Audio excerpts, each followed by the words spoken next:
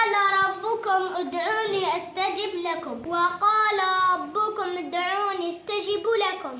قال الله تعالى رب اجعلني مقيم الصلاة ومن ذريتي ربنا وتقبل دعاء ربنا اغفر لي ولوالدي وللمؤمنين يوم يقوم الحساب.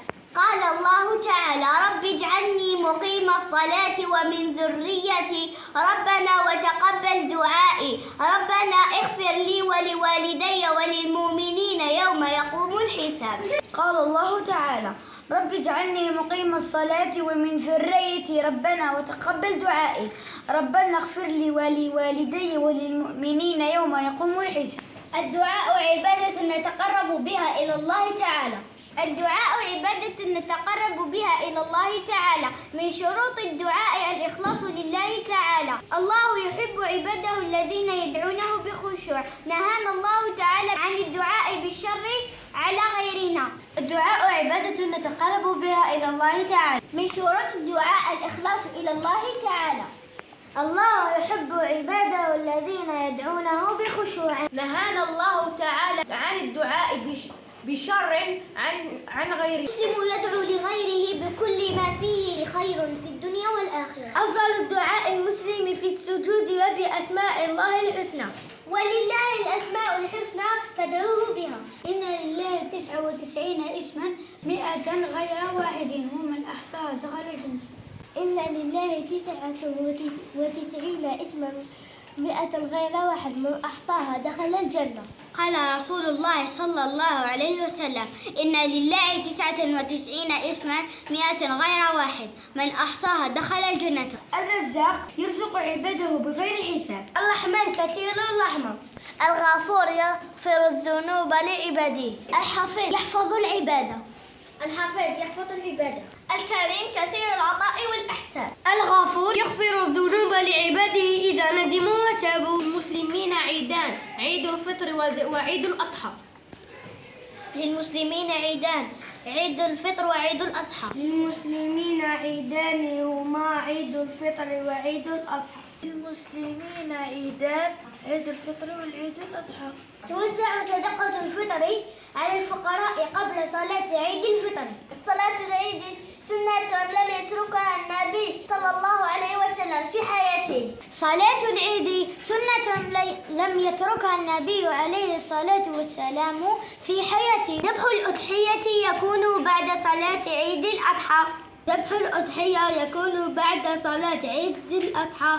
صلاة العيد ركعتان مع الإمام جهرا.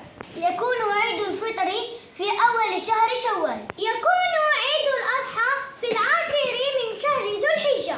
من علامات العيد رفع الصوت بالتكبير. نوح عليه السلام هو أول الرسل بعد سيدنا آدم عليه السلام. نوح عليه السلام هو أول رسل الله إلى الناس بعد آدم عليه السلام. صفة نوح عليه السلام النصيحة إتقان العمل والصبر.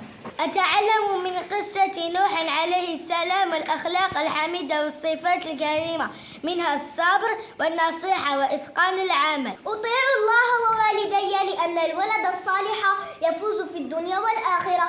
الولد العاصي هو الذي يتبع رفقاء السوء لن يفلح أبدا وسيكون من الخاسرين في الدنيا والآخرة. مثل ولد سيدنا نوح عليه السلام. الإنسان المؤمن يصر على نجاحه فيركز جيدا ويصر على نجاحه ولا يهتم بالسخرية الجهال واستهزائهم. الإنسان المؤمن يصر على نجاحه فيركز في عمله ولا يهتم لسخرية الجهال واستهزائهم. دعا سيدنا نوح قومه إلى عبادة الله وحفظ القرآن. دعا نوح قومه لعبادة الله وحده وترك عبادة الأصنام لكنهم لم يستجيبوا له رغم أنه ظل يدعوهم 950 سنة. لما استمروا على كفرهم وعلى عنادهم دعا عليهم نوح بالهلاك.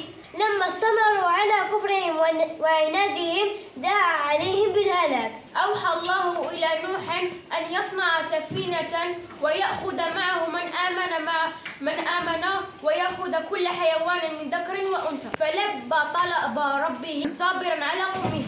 أمر الله تخرج ماءها والسماء أن تمطر مطرا غزيرا، فبدأ الماء يعلو شيئا فشيئا حتى صار كالجبال. وهكذا أغرق الله قوم نوح ومعه ابنه الذي عق أباه وكان من الكافرين، فجعلهم الله عبرة لمن بعدهم. نجى الله نوحا ومن آمن معه. قال الله تعالى: قيل يا نوح اهبط بسلام منا وبركات عليك وعلى ممن معك. نجى الله نوحا والذين آمنوا معه. قال الله تعالى: فقيل يا نوح اهبط بسلام منا وبركات عليك وعلى ممن معك. هلك قوم نوح هلك قوم نوح بالطوفان. صلاة العيدين. صلاة العيدين ركعتان مع الإمام جهرا. من أسماء الله الحسنى. الرحمن الرحيم. جيد. أدعو الله خشية وتضرعا. من هو نوح عليه السلام؟ هو أول رسل الله إلى الناس بعد آدم عليه السلام. إلى ماذا دعا قومه؟ دعا قومه إلى عبادة الله وحده وترك عبادة الأصنام، ولكن لم يستجيبوا له. بماذا دعا عليهم؟